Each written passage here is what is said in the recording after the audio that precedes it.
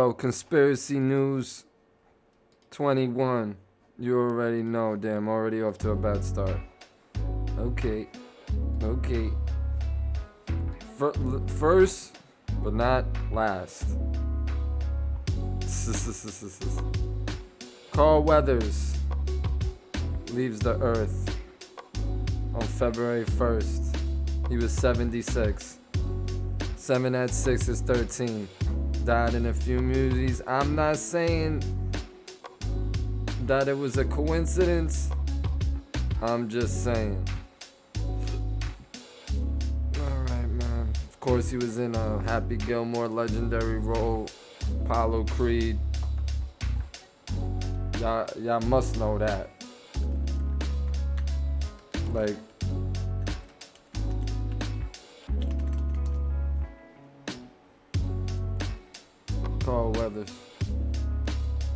Carl Weathers was an icon, still is. I didn't know he was an NFL star too. He played for the Oakland Raiders. Hey.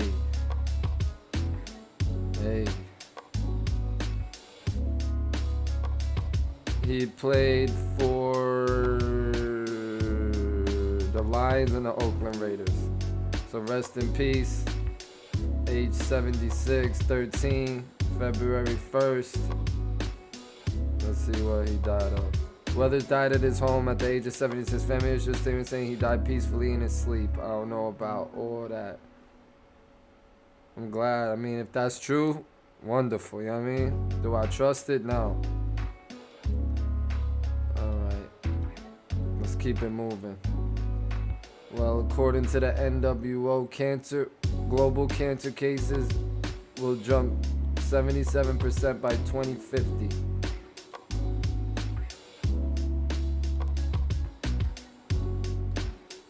And look at the symbol. That's the World Health Organization. Flat Earth, is it? New World Order, is it? Wrapping their claws around the world with the serpent. The needle going through it. COVID vaccine. Control the world with the vaccine. That old saying, yeah, I'm gonna cause a fucking scene. This shit is crazy, man. Truth is hidden in plain sight. Y'all don't see it?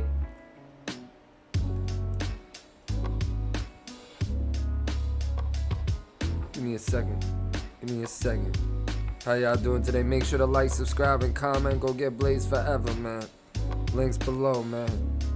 Conspiracy News, man. 21, we here. Global cancer diagnoses will reach 35 million in 2050, according to new estimates from the World Health Organization. New World Order. An increase of 77% from the 20 million cases diagnosed in 2022. The data released by WHO, International Agency for Research on Cancer, covers 185 countries and 36 forms of the disease.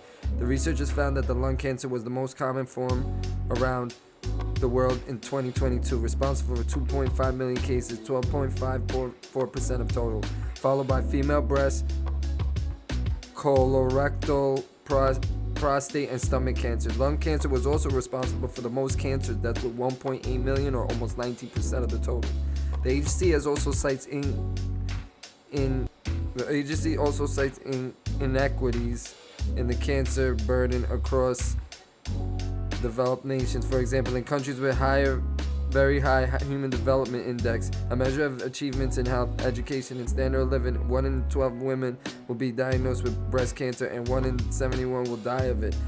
In low HDI countries, only 1 in 27 women will be diagnosed with breast cancer, 1 in 48 will die of it, largely due to late diagnosis and lack of access to treatments. Inequities were also seen in cancer services such as radiation and stem cell transplants.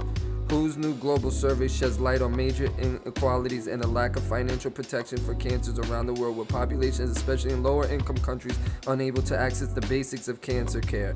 Dr. Bennett Mickelson, director of WHO's Department of the Non-Communicable Diseases, said in a news release, WHO is, including those cancer initiatives, is working intensely with more than 75 governments to develop, finance, and implement policies to promote cancer care for all. To expand on his work, major investments are urgently needed to address global inequities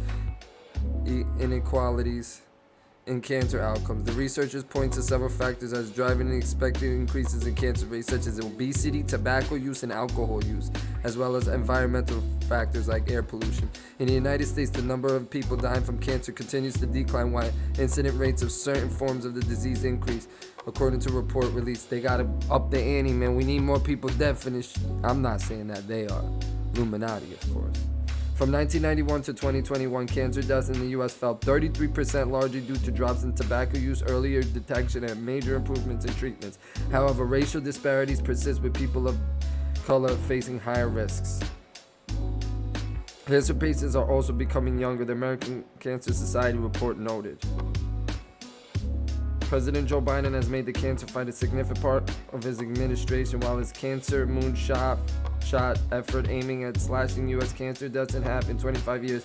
Agencies including NASA and Environmental Protection Agency have been engaged to join the effort alongside the Department of Health and Human Services and the Department of Veterans Affairs. Despite the progress that has been made in the early detection of cancers and the treatment and care of cancer patients, significant disparities in cancer outcomes exist not only in high and low-income regions of the world, but also within countries.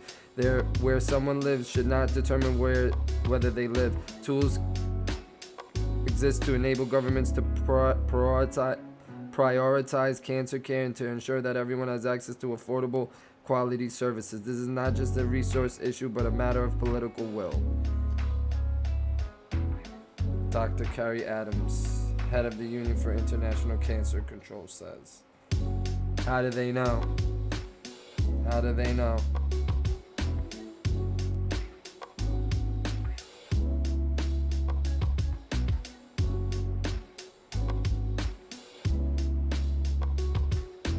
Let's keep it moving.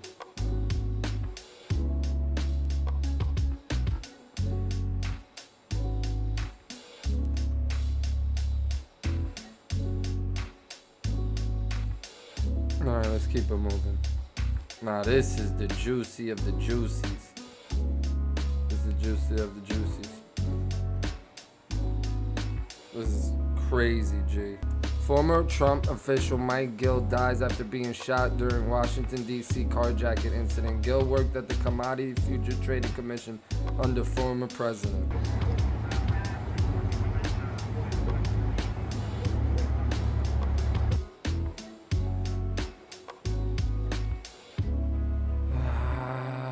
Sorry, guys. Former President Trump administrative member Mike Gill recently died from injuries after he was carjacked in Washington, D.C., Fox News has learned.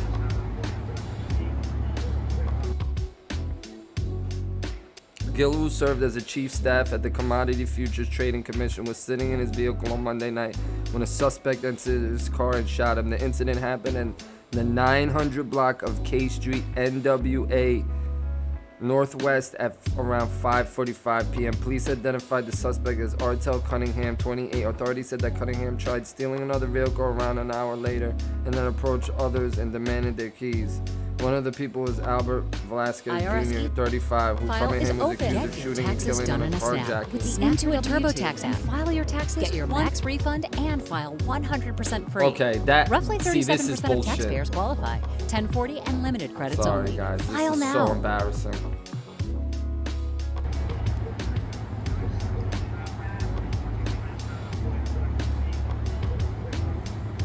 %100% free.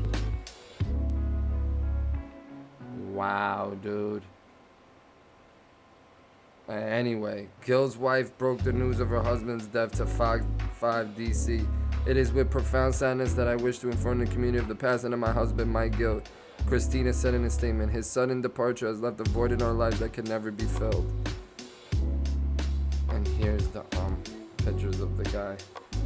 Is it a conspiracy, assassination, murder? Is there any connection? You tell me. It's just fishy. It smells fishy. Now this is the juiciness. Now we all know the Super Bowl ritual is the biggest one of the year, right? Well, randomly, 3 Chiefs fans die. And they're found dead in a friend's backyard, frozen to death. but we got the toxology report.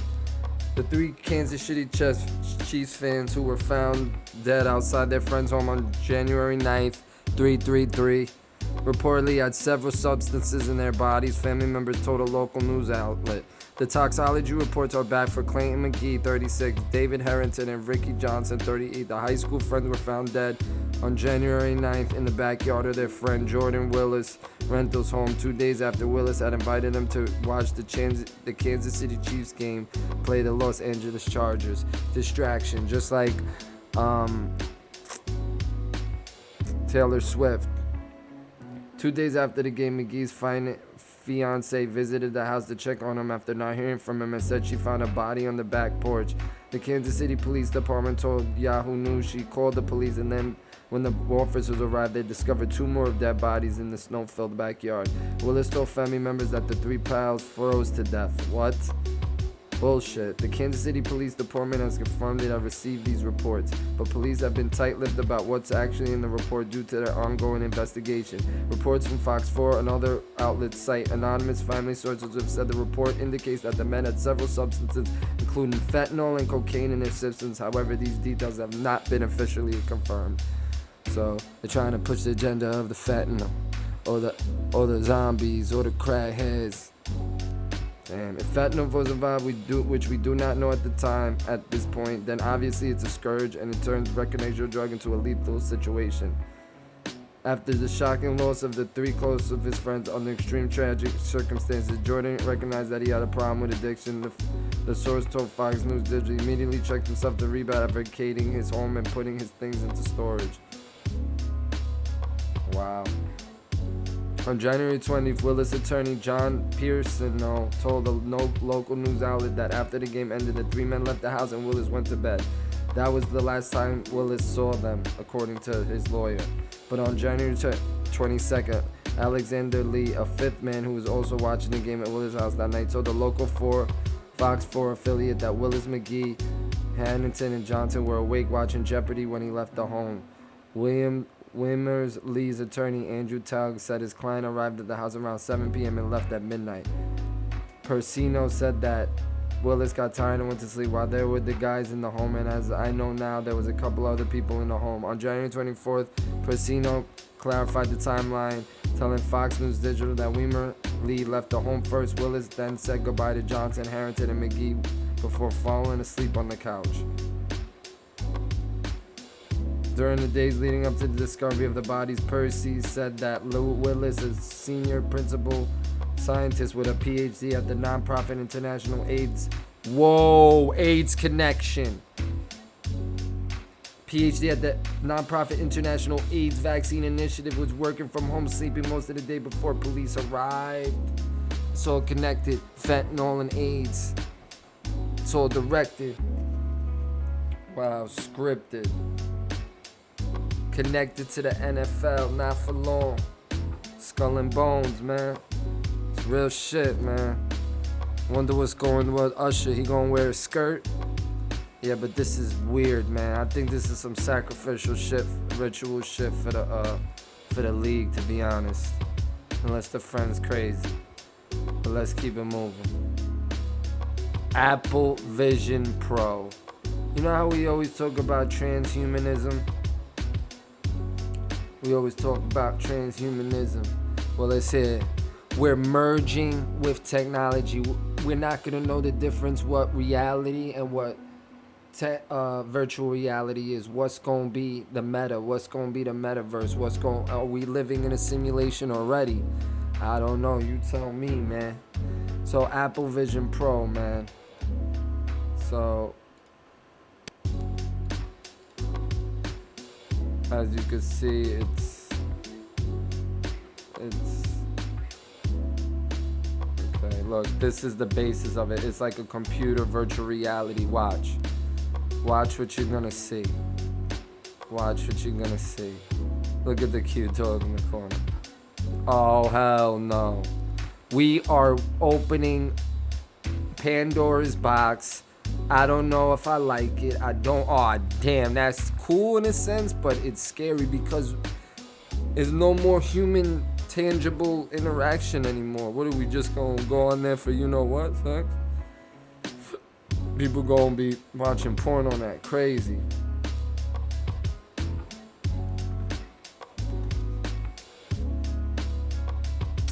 How y'all feel about it, man? Transhumanism, man. Virtual reality, robotics, man. It's too much. Artificial intelligence taking over our lives and our jobs. Here to stay, bro. Navigate simply by using your eyes. Look at the one-eye symbolism. The one-eye symbolism right in your face. You already know, man, I got so much grace. Look, not leaving the home quarantined for good, bro.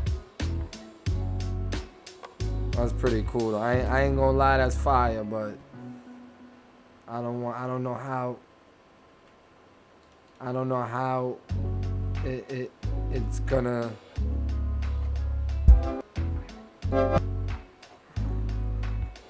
so let's read. The Apple Vision Pro is spectacular and sad, a dispatch from the gypsum dunes of cyberspace. It's $3,000 and it's a computer in your head, basically, or in your eyes, whatever you want to think. I am crying. My editor said when I connected with her via FaceTime on my Apple Vision Pro, you look like a computer, man. See? Scary, bro. What made her choke with laughter was my persona, the digital avatar that the device had generated when I had pointed its curved glass front of my face during setup. I couldn't see that she saw, but apparently it was uncanny. You look handsome and refined, she told me, but also fake. I'd pick up, you see? Fake, keyword. I'd pick up my new face computer hours early at the local mall, full of hope what it would represent. The headset, which weighs as much as a cauliflower and sells for $3,499 and up, is now, after 8 months of hype since its announcement, finally available. The Apple Vision Pro offers two innovations. One, a virtual reality headset with a higher resolution than most others on the market, an array of augmented reality cameras that allow wearers to see ordinary computer applications floating in space, interact with them via hand gestures. To make the AI... What? Hold on.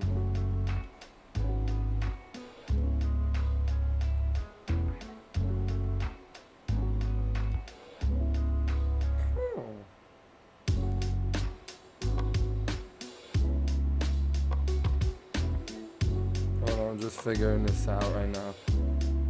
What y'all think about them? Y'all excited? Y'all gonna get them or F that, right? Well, apparently I can't read the whole damn story on my phone. To make the AR work on the knob of the device, can dial back your level of immersion in a simulated space and replace it with a live video feed of your surroundings overlaid in real time with computer programs, web browsers, spreadsheets, photo viewers, Disney Plus. It is a latter function that most distinguishes the device from other headsets and from other machines in general. Computers help people work, live, and play, but they also separate us from the world. Apple Vision Pro strives to end that era and inaugurate a new one.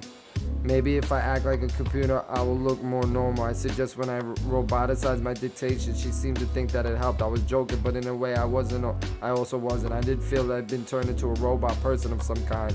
It is what the creators of these Googles hoped for. Was it just what I expected? If the Apple Vision Pro wants to reconcile life outside the computer and life within it, the challenge might be insurmountable. Facts. When I placed the Apple Vision Pro on my head and set it up to see the world around me, I found that I was looking out into my living room, across my couches, through the window on the street, across the craggy winter treetops, and above to an overcast sky. The dual display, one for each eye, are so sharp and updated so quickly that you feel at first that you're looking at the world as you see it. Ah, that's the trick. Not how it's been reconstructed by a headset. Wow, that's scary. Yo, we're getting too intertwined with technology. Transhumanism is here, bro. Look at this. Look at this. Look at this. I don't know, man. I personally, it's cool. It's interesting, but it's scary, man. We're stepping away from humanity. Everything is tech, bro.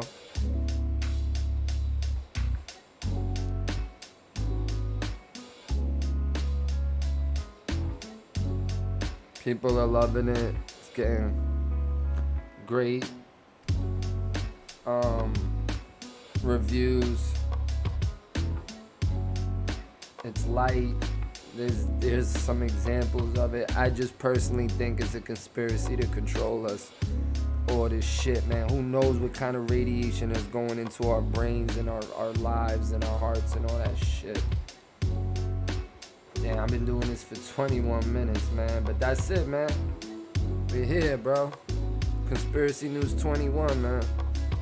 And the football's been rigged. Time's moving faster. Can't dream. But sports is rigged. Knicks lost last night and it's still cold in New York, man. We out, man. Thank you, man. Appreciate it. Stay away from this tech. Terminator 2. Terminator's coming for you. Peace.